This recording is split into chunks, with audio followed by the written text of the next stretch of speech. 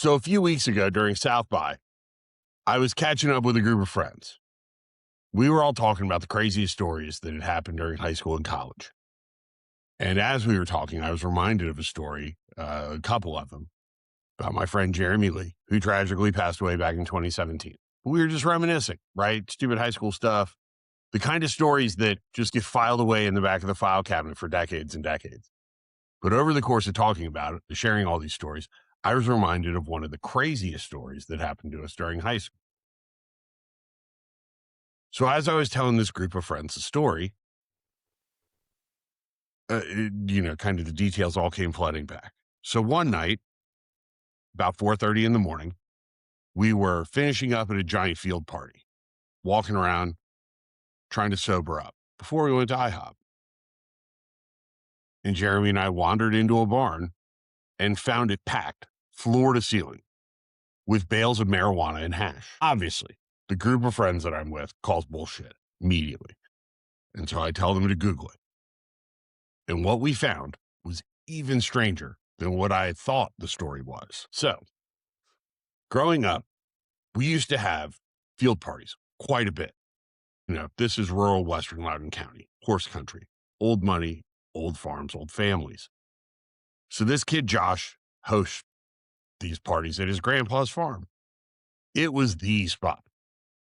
Talking 150, 250 high school kids, hundreds of high school kids, piles of Milwaukee's best, trucks, cars parked out in a circle using headlights to kind of illuminate everything. Pantera, Snoop Dogg, Metallica, all blaring at full volume at 2:00 in the morning. And the cops never showed up. No matter how loud we got, no matter how rowdy it was, nobody ever got a noise complaint. Nobody ever got a DUI leaving those parties, right? Like the cops, they just never came there. Why that was the case would become apparent, very apparent, a little later on. Thank God we didn't have social media or cell phone cameras back then. All right. So one night at one of these field parties, it's late, 3:30, 4:00 in the morning. Jeremy and I are wandering around the property trying to sober up before we go get food at IHOP. We played sports, and that's what we did after nights of being out on town, right? You kind of drink all night and then go to IHOP. We know we're too drunk to drive, so we're out wandering around the farm, trying to walk it off. And we come across this pole barn. It's starting to get a little overgrown, right? It's not abandoned. It's still structurally sound. It just clearly hasn't been used in a while. The weeds are all starting to grow up around it. It's not locked. So we go inside. No lights. So we grab our cigarette lighters, as you would do in the 90s, and flick them and see bales, floor to ceiling, all tightly wrapped in plastic and stacked all the way up to the rafters. The third or fourth bale in is cut open. And inside, we could see bricks of hash and large vacuum-sealed bags of marijuana. That is all the shock we needed to completely sober up. We immediately look at each other, take off running back to the car, go straight to IHOP, eat our breakfast, laugh about it, and never tell a soul. We are so sure we're going to get in trouble if we ever tell anybody. So I just forget about it for decades. Until this year at South by, we're sitting around swapping stories, talking about Jeremy, and it popped back. So as we're sitting around, my friend calls bullshit. He Googles Reckmeyer, Loudoun County. And what comes back is the largely forgotten story of one of America's largest marijuana smuggling operations in history. I am genuinely shocked this has not already become a Netflix series or a movie. I have no idea how history overlooked two brothers who managed to smuggle 293 tons of weed into a historic farm in rural Leesburg, Virginia. For context, That's 586,000 pounds, right? This isn't like a couple people with a grow operation in their basement. This is an international industrial supply chain that was moving product from Colombia, Mexico, and Lebanon into the United States and then distributing out of Leesburg, Virginia to the rest of the country. And it was run out of a historic farm that was built back in 1773 as the church and home for George Washington's personal pastor. Can't make this shit up. So here's where the story really starts. Chris and Robert Reckmeyer grew up in McLean, Virginia. If you don't know McLean, it's one of the more affluent suburbs in America, especially at that time. Old Washington money, defense contractors, intelligence community. It is quite literally the neighborhood that surrounds CIA headquarters. The brothers went to Langley High School. It's named Langley because it is directly down the road from Langley, as in CIA Langley.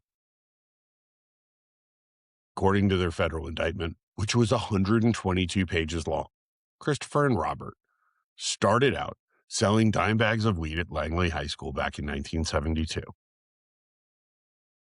This was where their $100 million drug empire began.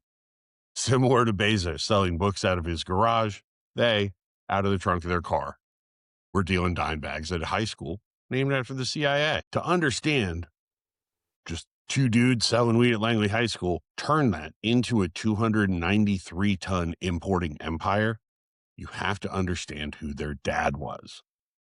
Bill Reckmeyer. Bill Reckmeyer was not a drug dealer. He was a West Point graduate, class of 1947.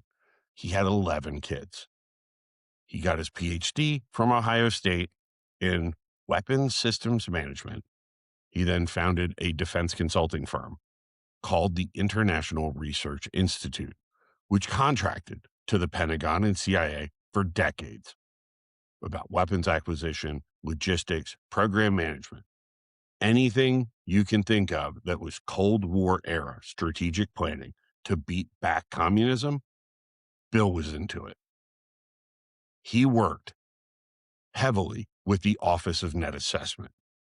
He worked directly with the guy who ran the Office of Net Assessment, which, if you don't know, is the Pentagon's internal, ultra-secret, long-range think tank. This guy was nicknamed Yoda. His real name, if you want to look him up, was Andrew Marshall. If you don't know, he ran this Office of Net Assessment for 42 years, from 1973 until 2015. He was by far the Pentagon's most knowledgeable and influential strategist. They called him Yoda because he was this quiet, cryptic guy, but he could see further into the future than anyone else in the building. Bill Reckmeyer operated in that world. They authored papers together: defense strategy, supply chain logistics, how to move large scales of material across borders at scale, how to manage complex operations over long-term horizons. This dude worked in U.S. intelligence and for the Pentagon until his death in 2016 at 93 years old. His sons took all of the dinner table knowledge and everything they learned from him talking about his work and turned it into the largest drug empire at the time. And it makes sense, right? You have Christopher and Robert obviously learning from their father, whether it was stories around the dinner table or sneaking looks at his journals when he wasn't home, or just growing up in with all your friends working for the CIA, all your friends' parents working for the CIA as you're growing up, just learning about what they're doing. They start soaking up all of this information about how to go about being undetected, how to move material across borders at scale. And then they went ahead and they built their drug empire the exact same way. The supply chain, the logistics, the compartmentalization, the front companies, the laundering money through legitimate businesses. At this time, it wasn't a drug dealer's playbook. This was a mafia or a KGB playbook. Christopher just applied it to a new product. They moved 293 tons of product across international borders through multiple countries into a distribution hub based out of rural Virginia for over 10 years without getting caught. That's not a crime. That's a logistics startup. Like father, like sons, except dad was just moving weapons around the world for the Pentagon, and the sons were moving weed around the world for themselves. All right, so you need to get to know a little bit more about Christopher Reckmeyer, because if you're picturing a drug kingpin right now, you got to get that image out of your head. Chris was a tall dude with a bushy red beard. He played varsity football at Langley High School. A neighbor from Fairfax described him to the Washington Post, and I'm quoting, as straight as a pin. He was the kind of guy who brought his dates to the malt shop. That's your drug lord, the malt shop guy. He didn't smoke. He didn't drink. He shunned medicine. He wouldn't eat food that wasn't grown organically. On a 1,000-acre farm in Virginia in the 1980s, this guy is growing huge amounts of organic vegetables, while the barn next door is packed floor to ceiling with weed and hash. He was a devout churchgoer. He sent his own sons to a Christian school, not because he was super religious or worried about their education. He was worried that they'd be exposed to the drugs he was importing in public schools. Right? Just sit with that for a second. That's a level of strategic planning that goes into this guy puts into things. The man importing 200 tons of marijuana from and hash into the U.S. The guy called the Rockefeller of weed, the boss, the rug man, was concerned that his kids might encounter marijuana in a public school, so he kept them away. Christopher Reckmeyer knew, don't get high on your own supply, years before NWA ever put pen to paper. And his operational security was insane. He exclusively, for over a decade, used payphones to do drug business. Not sometimes, every time. This guy would not make a single call related to the business or to the drug operation from a personal or business phone. The last thing law enforcement observed before he was arrested by the officer trailing him was in Fairfax County, a police officer watched him walk into the Ramada Inn at Tyson's Corner carrying a huge bank bag of quarters. He was going to just make calls. Huge sack of quarters at the Ramada Inn running his $100 million empire, just plopping them in one. He did use telephone answering services, all from unlisted toll-free numbers. Payphones only, no paper trail, no electronic trail. This is pre-internet, pre-cell phone. And he was still operating like the feds were listening. Why? Because he grew up in McLean. He knew the feds were listening. He grew up around the people who worked at Langley. He knew how they surveilled. This guy was Walter White, years before Walter White was even conceived, right? Vince Gilligan hadn't even started writing, and Christopher Reckmeyer was already living this exact same existence. Mild-mannered family man with a secret empire. Except Walter White was a chemistry teacher in Albuquerque. Chris Reckmeyer grew up a defense contractor's son from McLean, in the shadow of the CIA headquarters. And he modeled everything on what he learned at home, not just the supply chain, the lifestyle too. This guy is able to launder money at scale and still disappear unnoticed into a small town community. How to be the person that nobody would ever suspect. Right? If you think about it, he bought a 1,000-acre horse farm in cash. He grows organic vegetables, goes to church, sends his kids to Christian school, shuns alcohol, doesn't touch his own product, and his neighbors think he's a little aloof and odd, but straight as a pin.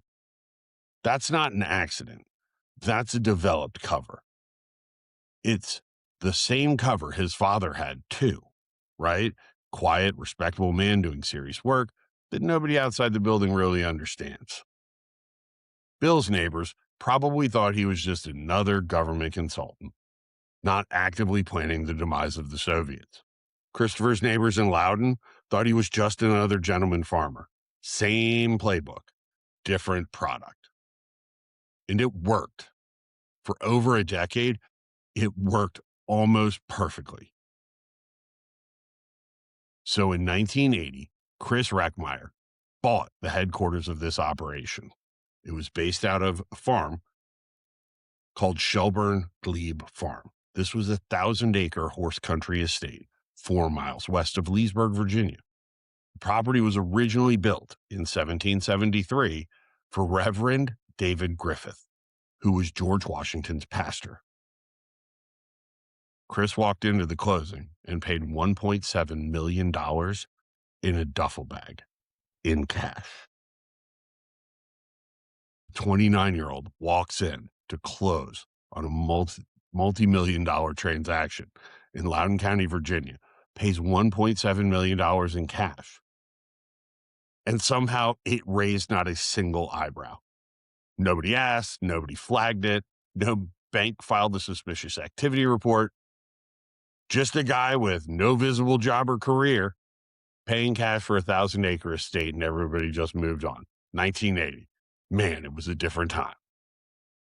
So, where we are now, we have a drug empire that's headquartered out of George Washington Pastor's farm, being supplied with hash directly coming out of the Lebanese Civil War, run by the sons of a Pentagon and CIA strategist who ended up growing up just down the road from CIA headquarters, who then bought a farm for $1.7 million basically in a duffel bag full of cash by a church-going, devout, organic farmer who used to take his dates to the malt shop and is super worried that there's too much access to drugs in public schools. We're just getting started on this guy. From those first sales at Langley High School back in 1972, the Reckmeyers didn't stop building for over a decade.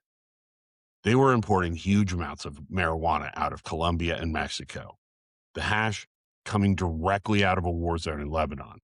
This was at the height of the Lebanese Civil War. They were traveling there personally and purchasing hash to ship it back to horse country in Virginia. From 1974 to 1985, their operation grossed over $100 million in profit. Christopher personally netted around $13.7 million. Robert, the younger brother, made $9.5 million. This is all since graduating high school. They conducted over 50 separate distribution ventures across multiple states to move their product. The DEA called their operation and their profits the envy of most corporate structures in America. And little brother, he was no amateur either. At one point, this dude walked into Hilton Head, South Carolina with 2 suitcases, packed full of cash. $1.8 million stuffed into these 2 bags. He delivered it as a down payment on 13,000 pounds of hash. They loaded 1,000 pounds into 13 different pickup trucks and hauled the load right back up I-5 to both Virginia and Maryland. The balance of the Hilton Head deal, which was $650,000, was paid with emeralds and rubies. They bulk bought their drugs using gemstones. And it's because they had a problem. They had way too much cash. A state police investigator testified that an informant once saw a green plastic trash bag full of U.S. currency in Robert Reckmeyer's house. It was super wet and mildewed because he'd had to bury it in the backyard. Right? You know it's not good when you run out of places to hide the money and you have to start burying it underground. So they started to launder it. They had 15 different front companies around Loudoun County and Fairfax County, Virginia. They were into Chinese carpets, Oriental rugs, African emeralds, Thai rubies, silk tapestries, gold and silver bullion, jewelry, and I'm not making this up, of course, organic vegetables. So they're funneling all this drug money through an organic vegetable operation, their rug shops, and gem stores. And when they ran out of ways to move the gold and gems effectively through their businesses, they just started purchasing them and throwing them in the lake. There is a 30-acre man-made lake on Shelburne Glebe Farm. They were just out there dumping the evidence into the water. When the FBI eventually dredged the lake, they pulled out hundreds of pounds of gold bullion, precious gemstones, silver dollars, and just bags of cash that were just sitting at the bottom of this lake in Loudoun County, Virginia. Now, how does such a well-organized and well-run $100 million drug empire finally start to come apart? That was all due to a man named Ice Cream. His real name was Barry Wayne Toombs. The Washington Post described him, and I am quoting directly, as a rotund man who ate chocolate chip ice cream by the tubful. Ice Cream was just a lower-level associate who in 1983 gave the government its first real clue about the Reckmeyer operation. He started talking about how these two brothers were moving a huge amount of weed out in Loudoun County and McLean. Once Ice Cream talked, the whole thing started to unravel. The FBI and the DEA launched an investigation. It was called Operation Flying Carpet because of the rug stores. The FBI ended up raiding the Shelburne Glebe farm with over 125 officers. 120 additional officers worked for 22 months to compile all the evidence. They got almost 30 informants, and a number of the witnesses, according to prosecutors, were in substantial fear for their lives. Their co-conspirator, their third kingpin who was running the Maryland operation, alongside the Reckmeyer brothers, his name was Bruce Wayne. He was born Bruce Wayne, later changed it to Bruce Wayne Thomason, age 34, Waldorf, Maryland. Street name, Loose Bruce. But legitimately, his actual legal given it birth name is Bruce Wayne. It's in the federal court documents.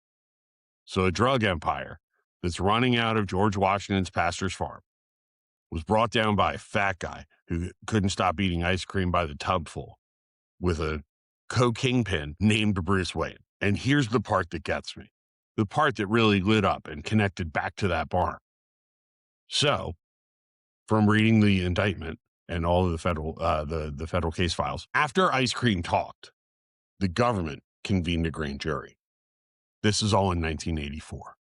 Investigation is active, but both Chris and Robert Reckmeyer know what's going on.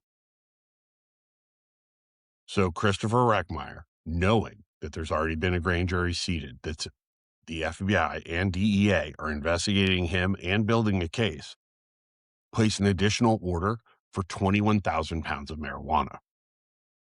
And then 2 days later, a follow-up order for 100,000 pounds. While under investigation, while a grand jury is actively reviewing evidence against him, he places a supersized order. Now, the Reckmeyer operation was headquartered out of this Shelburne Glebe farm. It's a 1,000-acre property. That's what got raided. That's where the FBI found all the guns, all the cash, all the drugs, and a lake full of golden gems. But the raid on Shelburne Glebe had some strict limits, right? Remember, this was a registered historic landmark. This was built in 1773 for George Washington's pastor. You can't just tear the walls open. You can't rip up the floors. The building's actually protected. So the FBI had to be super cautious in searching a drug lord's headquarters without damaging the protected 200-year-old church that happened to house the headquarters. Right? Chris Reckmeyer wasn't just strategic. He didn't just buy a farm to operate out of. He bought a historic property that he knew the federal government really couldn't take apart. Whether that was intentional or not, and looking at everything else that he planned, I'd be shocked if it wasn't. This meant that even once they got in, they couldn't quickly search the way they would want to with any other drug operation. There are almost certainly things in that building that they never found. And then, for all the conspiracy theorists out there, there's the neighboring property. This is the one I referenced earlier. The field parties, those were all on Bill Reckmeyer's farm. It was on their dad's land, directly adjacent to Shelburne Glebe, but totally separate. And that property, that never got searched at all. Why? Because the Department of Defense stepped in and attested for William Reckmeyer. They spoke about his work with the Office of Net Assessment, his defense background, his decades of service to the United States. They blocked the FBI and Virginia State Police from ever searching that farm. And so when Jeremy and I went walking into that barn at 4 o'clock in the morning, just trying to sober up and not drunk drive to IHOP, I think what we found was part of that last order. Right? The 121,000 pounds Christopher Reckmeyer purchased after the grand jury had been seated. He's not going to store that at his own property that he knows is going to get raided soon. He's going to store it on the one property that nobody's ever going to search. His dad's farm. Right?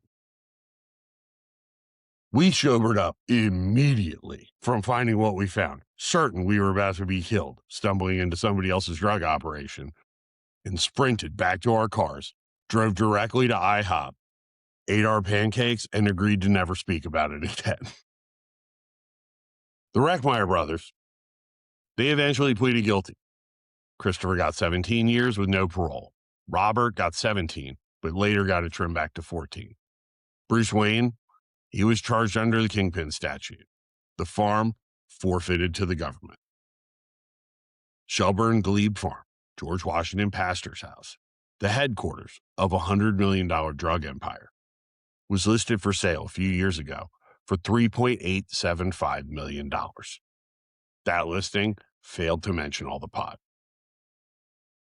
When the FBI raided the property, in addition to the lake full of gold and gems and the cash at the bottom, they found 10 Uzi submachine guns with silencers and 800 rounds of ammunition.